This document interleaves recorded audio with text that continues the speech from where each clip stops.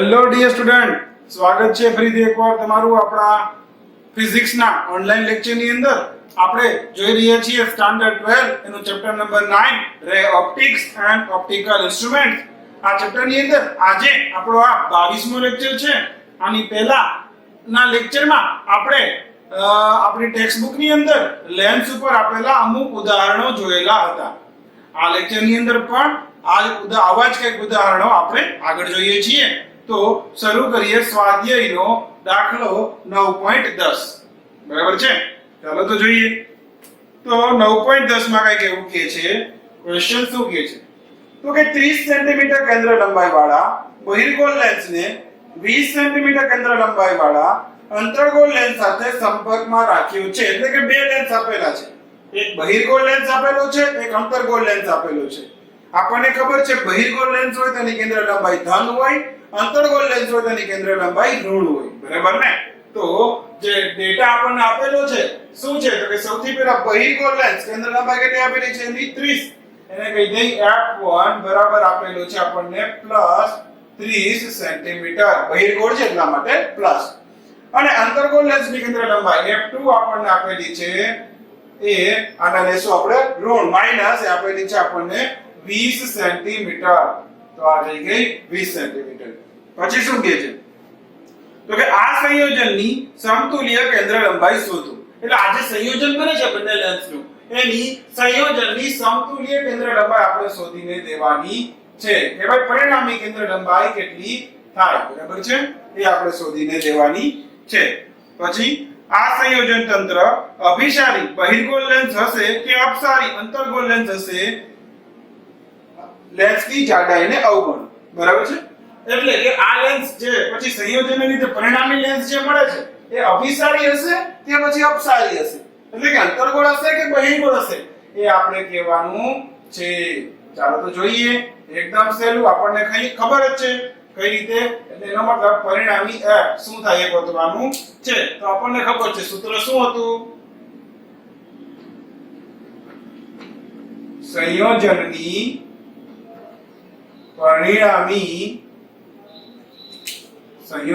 પરિણામી કેન્દ્ર લંબાઈ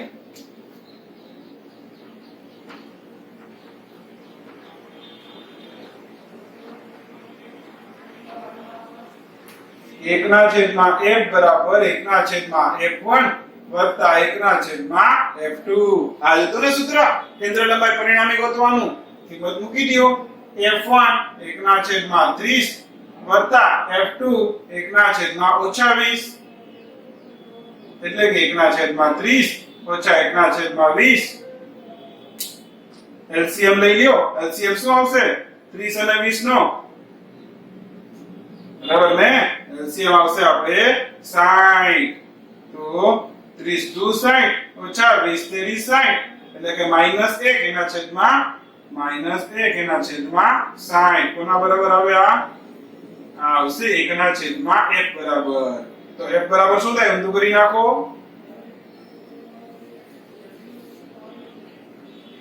તો f બરાબર 1 ના છેદમાં f બરાબર -1 ના છેદમાં 60 છે.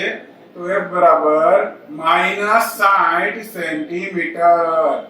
અહીંયા જવાબ જુઓ શું આવ્યો? ઋણ આવ્યો. ઋણ તો કોની હોય? ઋણ તો કોની હોય? અંતર્ગોળ લેન્સની હોય કે નહીં? તો એનો મતલબ અહીં જે ઋણ નિશાની એવું દેખાડે છે, અહીં ઋણ નિશાની શું સૂચવે છે? ઋણ નિશાની અહીં ઋણ નિશાની સૂચવે છે કે સંયોજન, આ જે સંયોજન છે લેન્સનું એ કઈ રીતે વર્તશે? એ અંતર્ગોળ લેન્સની જેમ વર્તશે. અંતર્ગોળ લેન્સની જેમ વર્તશે. બરાબર છે? તો આ થઈ ગયો દાખલો. એટલે કે જે હશે એ અપસારી લેન્સ હશે. બરાબર છે? અપસારી લેન્સ હશે. એટલે કે કિરણો છે, અપસારીનો મતલબ કિરણો છે એ છૂટા થાય. બરાબર ને? અપકેન્દ્રિત થાય, વિકેન્દ્રિત થાય.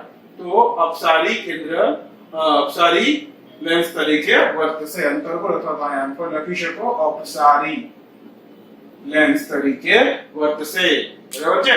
તો આ થઈ ગયો દાખલો 9.10. જલ્દીથી આ તમારી બુકની અંદર લખી લ્યો. પછી આગળ વધીએ આપણે.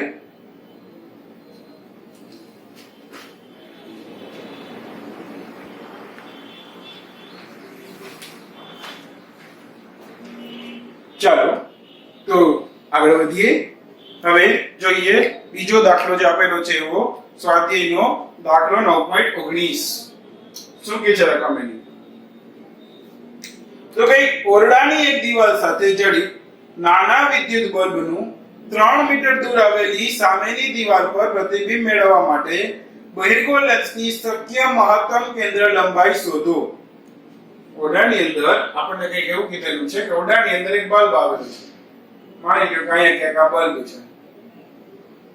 આ બલ્બથી 3 મીટર દૂર એક શું રાખેલું છે? પડદો રાખેલો છે. આનાથી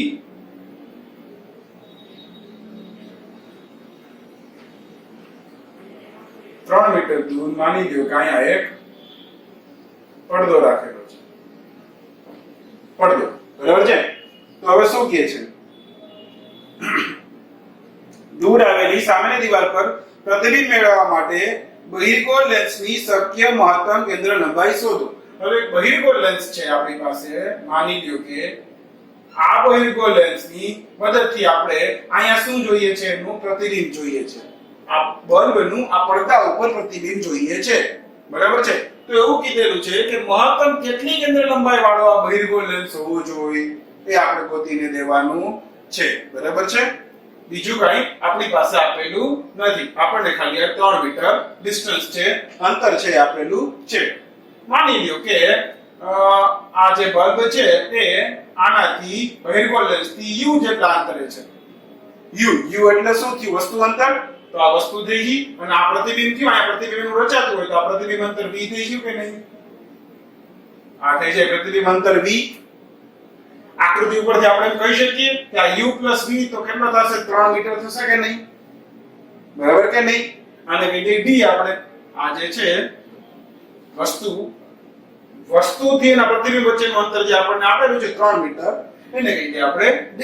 તો આકૃતિ પરથી આપણે એમ કહી શકીએ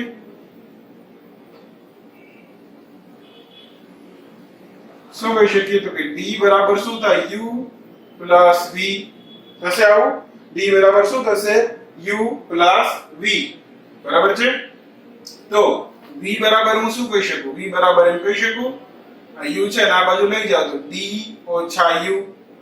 એમ લખી શકું d ઓછા u d માઈનસ u કરી શકું. બરાબર છે? હવે આપણે ગોતવું શું છે? આની કેન્દ્ર લંબાઈ. તો કેન્દ્ર લંબાઈ કેમ મળે? લેન્સનું સૂત્ર. લેન્સના સૂત્ર પરથી 1/f બરાબર 1/u સોરી 1/f બરાબર 1/v ઓછા 1/u.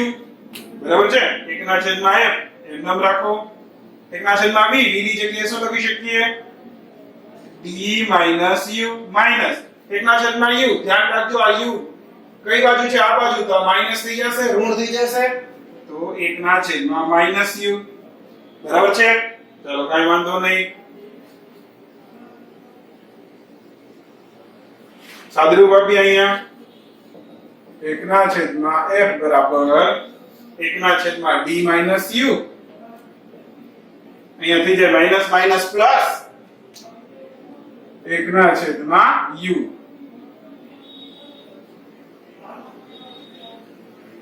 બરાબર છે? ચાલો હજી અહીંયા સાદુરૂપ આપીએ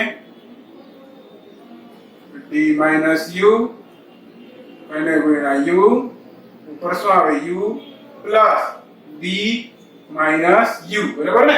આ u અહીં આવી ગયા, આ d માઈનસ u અહીં આવી ગયા. તો u plus d minus u અને આ બેનો નીચે લસાઅ એટલે ગુણાકાર થઈ ગયો. જો કઈ ગયું ગયું હું ગયું યુ. તો હવે શું કહ્યું? 1/f બરાબર d ના છેદમાં નીચે ગુણાકાર કરી નાખો આનો du minus u square આ u નો અંદર ગુણાકાર કરી નાખ્યો તો du minus u square બરાબર છે ચાલો આને આ બાજુ જવા દો આને આ બાજુ જવા દો તો શું થઈ જાય du minus u square બરાબર f આ બાજુ આવી જાય તો df બરાબર છે ને બધું એક બાજુ લઈ આવીએ કઈક સમીકરણ મળશે આપણને minus u square બરાબર છે પ્લસ du આ બાજુ આવે તો માઈનસ df બરાબર 0 થોડું સમીકરણ સરખું લખી નાખીએ આગળ માઈનસ છે કોમન લઈ લઈને જવા દે 0 ને ભેગા ગુમ તો u square minus du plus df બરાબર 0 આ સમીકરણ તો જુઓ તો કઈ આ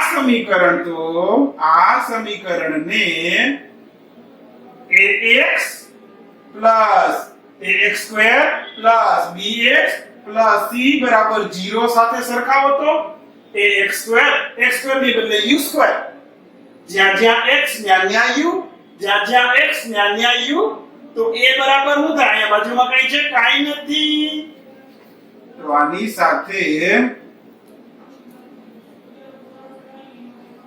સરખાવતા શું મળે a બરાબર x સ્ક્વેર ની જગ્યાએ u સ્ક્વેર છે તો u સ્ક્વેર ની બાજુમાં કાઈ નથી એનો મતલબ 1 b x ની હારે જે હોય a એટલે કે u ની હારે શું છે તો કે -b તો b બરાબર થાય -b c બરાબર શું થાય તો કે અહીંયા જે હોય આખું પદ શું થાય c બરાબર થાય df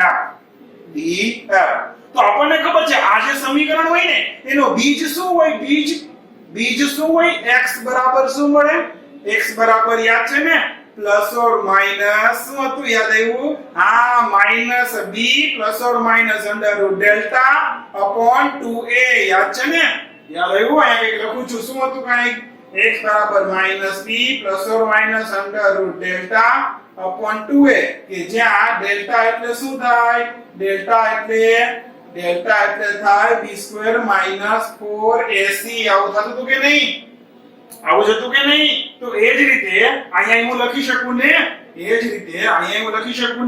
કે સમીકરણના બીજ શું થશે બીજ તો કે -b b એટલે શું છે તો કે આપણા માટે d -b એટલે capital D plus or minus under root delta એટલે d square -4ac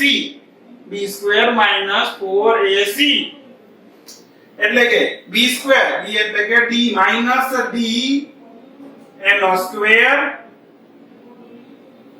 minus 4 a એટલે કે 1 એને ગુણ્યા c એટલે કે df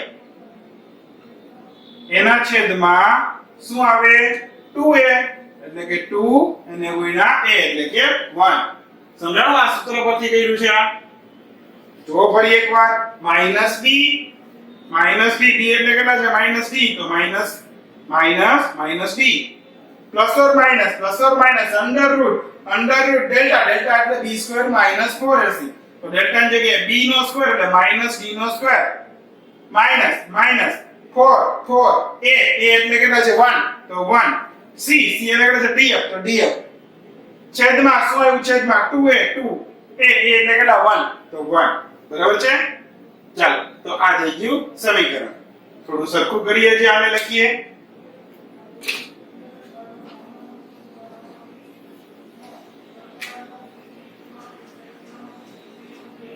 જો શું થશે બીજી minus plus b plus or minus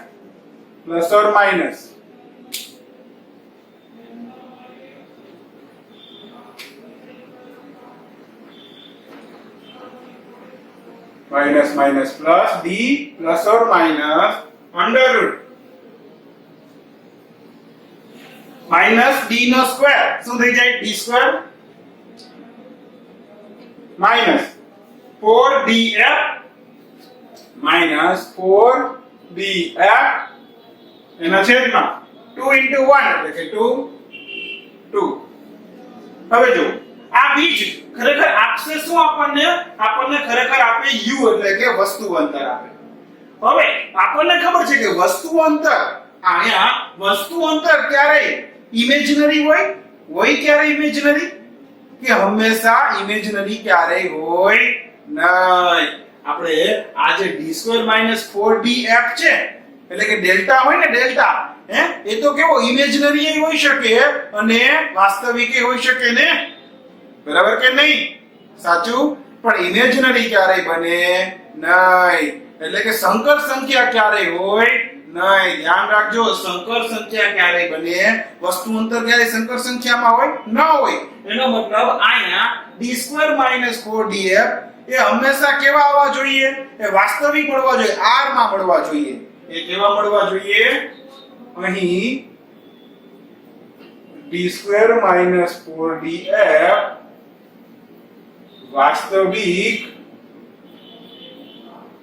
વાસ્તવિક મળવા જોઈએ.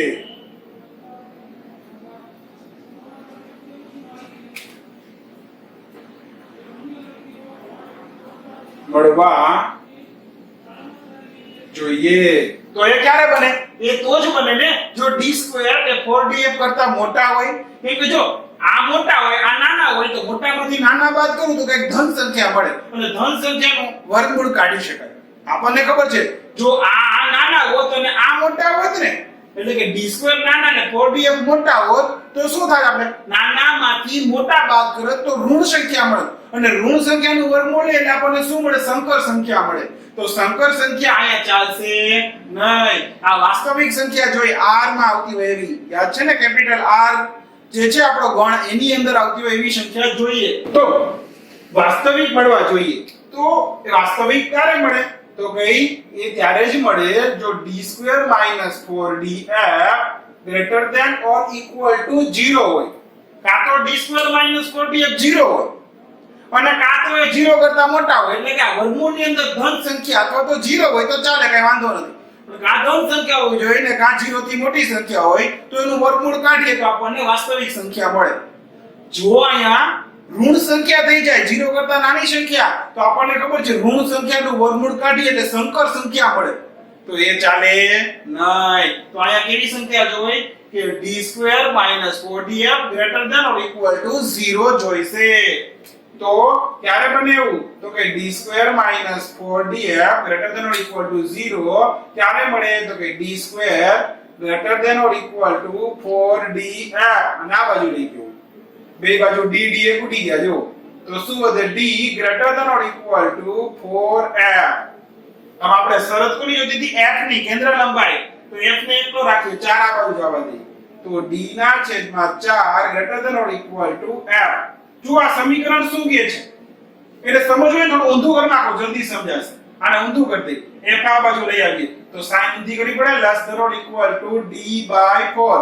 શું કહે છે? કેન્દ્ર લંબાઈ કાં તો d/4 થી નાની હશે અથવા એના બરાબર હશે. આપણને સવાલમાં શું પૂછ્યું હતું? સવાલમાં પૂછ્યું હતું કે મહત્તમ લેન્સની શક્ય મહત્તમ કેન્દ્ર લંબાઈ, મોટામાં મોટી કેન્દ્ર લંબાઈ ગોતીને દો. તો આ સમીકરણ શું કહે છે? કાં તો કેન્દ્ર લંબાઈ d/4 જેટલી હોવી જોઈએ કાં તો એથી નાની હોવી જોઈએ. તો મહત્તમ એનો મતલબ શું થયું? કે આના જેટલી. તો એનો મતલબ મહત્તમ કેન્દ્ર લંબાઈ કેટલી થઈ? એનો મતલબ f મેક્સિમમ કેટલું થયું? બરાબર d/4. d કેટલો આપેલો છે આપણને? 3. તો એનો મતલબ 3/4. તો f મેક્સિમમ 3/4 રેડિયો કેલ્ક્યુલેટરમાં કેટલા થાય? કરવાની જરૂર નથી, કરી દે એકદમ 3/4. જવાબ આવે 0.75. જવાબ આવે 0.75 સેન્ટીમીટર. અચ્છા સોરી, સેન્ટીમીટર માં આવે, મીટર આવે ને. શું આવે? 0. કેમ કે અહીંયા આપણને કેમ આપેલો છે? મીટરમાં. તો 0.75 મીટર આવશે. કે જેને તમે શું લખી શકો? સેન્ટીમીટરમાં લખવું હોય તો આને સેન્ટીમીટરમાં લખવું હોય તો ગુણ્યા 100 કરી દો એટલે 75 સેન્ટીમીટર પણ લખી શકો. 75 સેન્ટીમીટર આમ પણ લખી શકશો. બરાબર છે?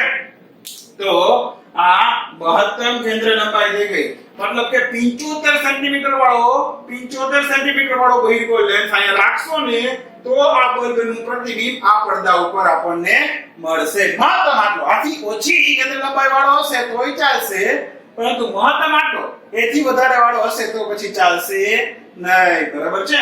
તો આ દાખલો પણ તમારી બુકની અંદર ફટાફટ લખી લ્યો.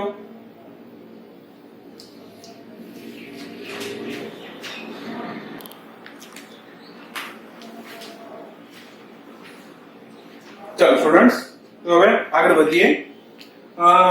નેક્સ્ટ આપણો દાખલો છે સ્વાધ્યાયનો 9.20.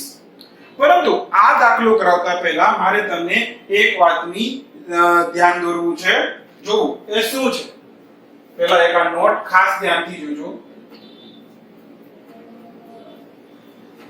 જો આમ તો આપણને ખબર છે, મને એ કહ્યું કે બહિર્ગોળ લેન્સ હોય કે કોઈ પણ લેન્સ હોય, એનાથી કાંઈ ફેર નથી પડતો. માની લો કે બહિર્ગોળ લેન્સ છે, અહીંયા f કેન્દ્ર લંબાઈ, અહીંયા આપણને ખબર છે f હોય, અહીંયા 2f હોય, અહીંયા 2f હોય. આપણને મને એ કહ્યું કે જો કોઈ વસ્તુને 2f થી દૂર રાખવામાં આવે તો એનું પ્રતિબિંબ ક્યાં મળે? એનું પ્રતિબિંબ ક્યાં મળે આપણને? હા, વેરી ગુડ. તો કેસરીનું પ્રતિબિંબ આપણને f અને 2f ની વચ્ચે મળે. બરાબર ને? અને એ જ રીતે હવે જોજો, સમજો જે વાત હું સમજાવવા માંગુ છું એ. પરંતુ માની લ્યો કે અહીંયા f આવી ગયો 2f, પણ વાથી ઊંધું કરું. અહીંયા વસ્તુ 2f ની આ બાજુ હતી અને પ્રતિબિંબ f અને 2f ની વચ્ચે મળ્યું. પરંતુ વસ્તુને f અને 2f ની વચ્ચે મૂકું તો પ્રતિબિંબ ક્યાં મળે? તો પ્રતિબિંબ ક્યાં મળે? હા, પ્રતિબિંબ છે એ ક્યાં મળે? તો કે 2f થી દૂર મળશે. બરાબર કે નહીં? સમજાણો? આ શું છે આપણી વસ્તુ? આ પ્રતિબિંબ. આ શું છે? વસ્તુ. આ પ્રતિબિંબ. કહેવાનો મતલબ અહીંયા એ હતો કે આ થયું કેવું, જોજો. અહીંયા વસ્તુ અંતર જેટલું હતું એટલું જો અહીંયા પ્રતિબિંબ અંતર મળ્યું, અને અહીંયા પ્રતિબિંબ અંતર જેટલું હતું એટલું અહીંયા વસ્તુ અંતર મળ્યું. તો જો આને ખરેખર પ્રકાશનો પ્રતિવર્તિતાનો ગુણધર્મ કહેવાય. આને શું કહેવાય? પ્રકાશનો પ્રતિવર્તિતા, ઇન્વર્સિબિલિટી નો એનો ગુણધર્મ કહેવાય. પ્રકાશ પ્રતિવર્તિતાનો ગુણધર્મ ધરાવે છે. એટલે કે માની લો કે x જેટલા અંતરે તમે વસ્તુ રાખેલી છે, તો પ્રતિબિંબ તમને જેટલા અંતરે મળતું હોય એટલા જ અંતરે તમે જો વસ્તુને મૂકો તો પ્રતિબિંબ x જેટલા અંતરે મળે. સમજાય છે મેં શું કીધું? જો વસ્તુને માની લ્યો કે x જેટલા અંતરે મૂકેલી છે, ત્યારે પ્રતિબિંબ જેટલા અંતરે મળ્યું એટલા જ અંતરે હવે જો વસ્તુ મૂકું તો એનું પ્રતિબિંબ મને ક્યાં મળે? તો કે x જેટલા અંતરે મળે. સમજાણો? એટલે અહીંયા માની લ્યો કે x હોય, આ x અંતર હોય તો આપણને પ્રતિબિંબ y અંતરે મળ્યું. હવે જો હું વસ્તુનું અંતર y જેટલું રાખું તો મને પ્રતિબિંબ અંતર કેટલું મળે? પ્રતિબિંબ અંતર મને x જેટલું મળે. આને કહેવાય પ્રકાશનો પ્રતિવર્તિતાનો ગુણધર્મ. બરાબર છે? તો આ જ ગુણધર્મ ઉપર કંઈક આ દાખલો આપણે કરવાનો છે. આ જરા તમારી બુકમાં વિડિયો પોઝ કરી અને લખી લેજો.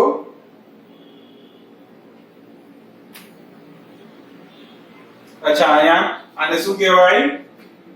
અહીંયા થોડું લખી દઉં. આમ વસ્તુ અંતર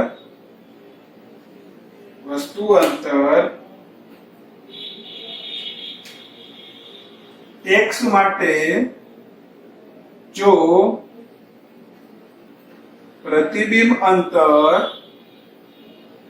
y હોય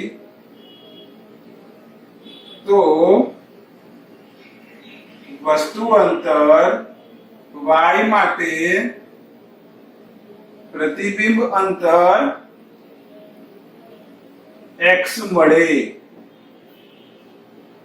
આને પ્રકાશનો પ્રતિવર્તિતાનો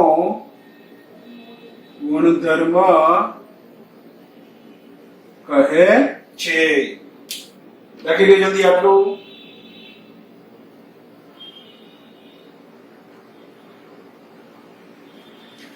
ચાલો તો હવે આગળ વધીએ.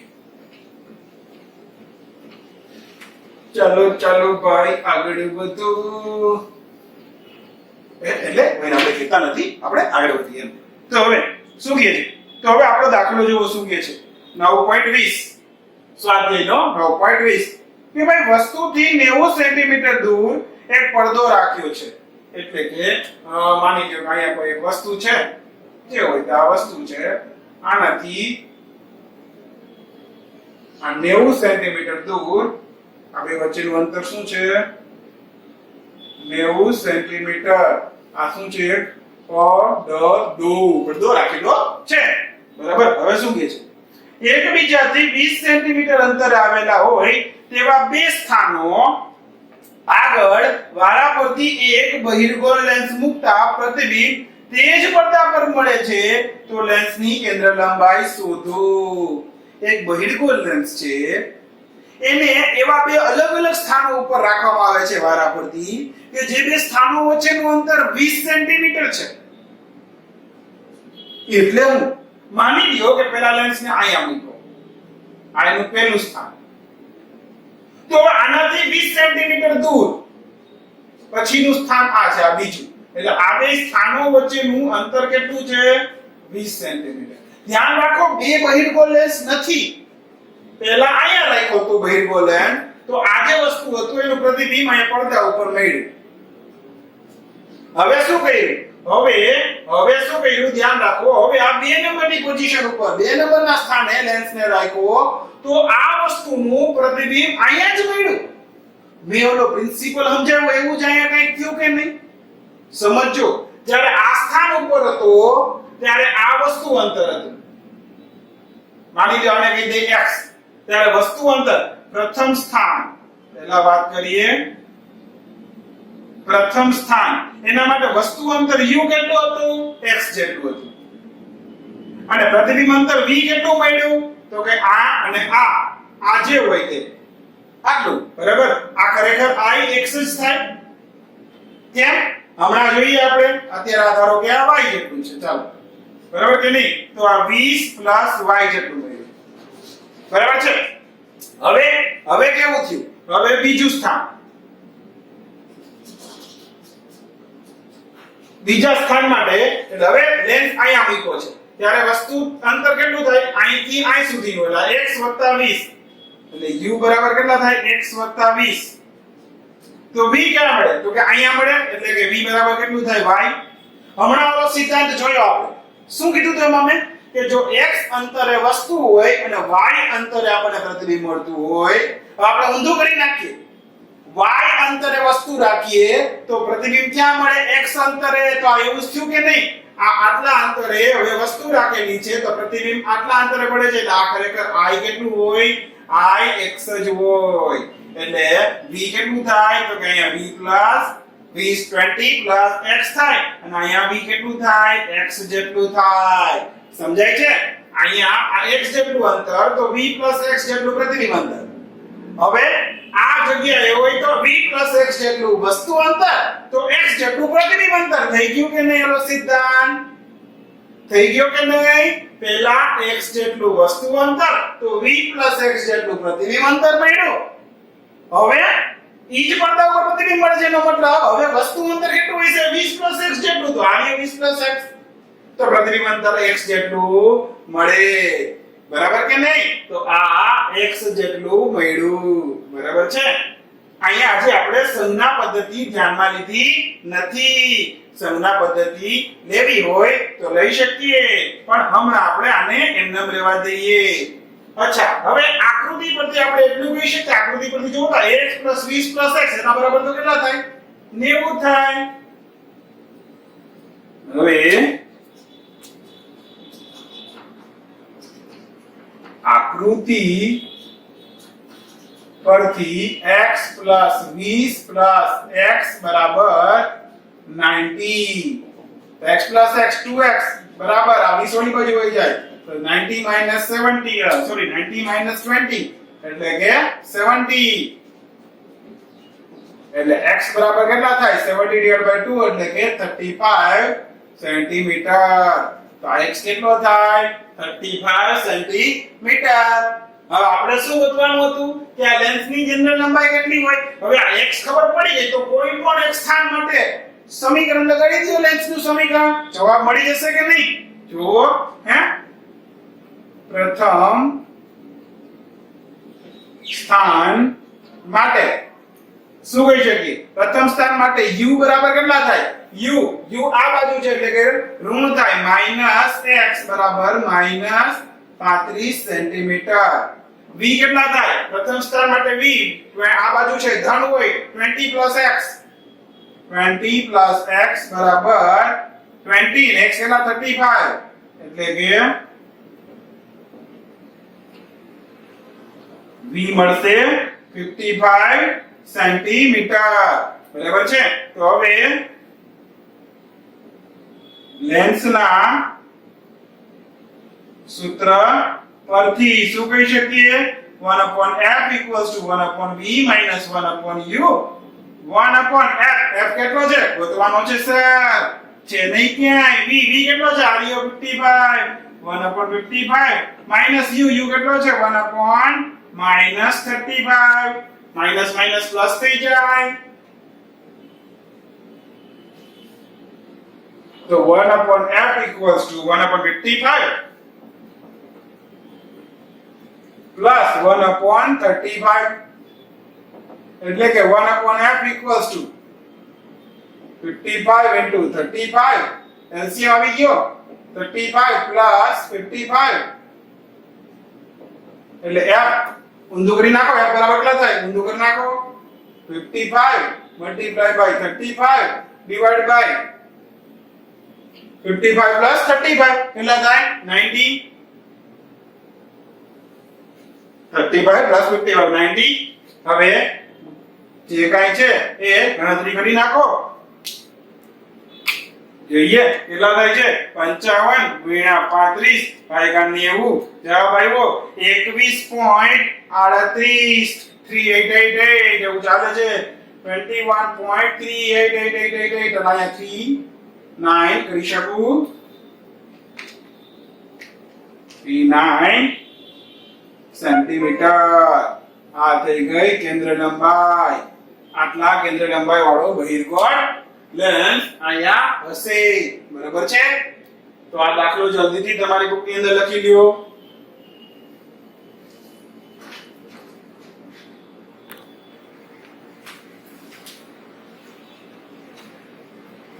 ચાલો સ્ટુડન્ટ્સ, તો આજના આપણા લેક્ચરની અંદર અહીં સુધી રાખીએ.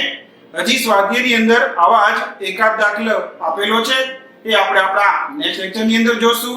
આમ પણ એ દાખલાની સાથે જ મારે બીજો થિયરીનો કઈ કન્સેપ્ટ પણ સમજાવવો છે તો એ પણ હું આપણે નેક્સ્ટ લેક્ચરની અંદર સમજાવી દઈશ. બરાબર છે. તો અહીં સુધી રાખીએ. આવજો મિત્રો. Bye bye.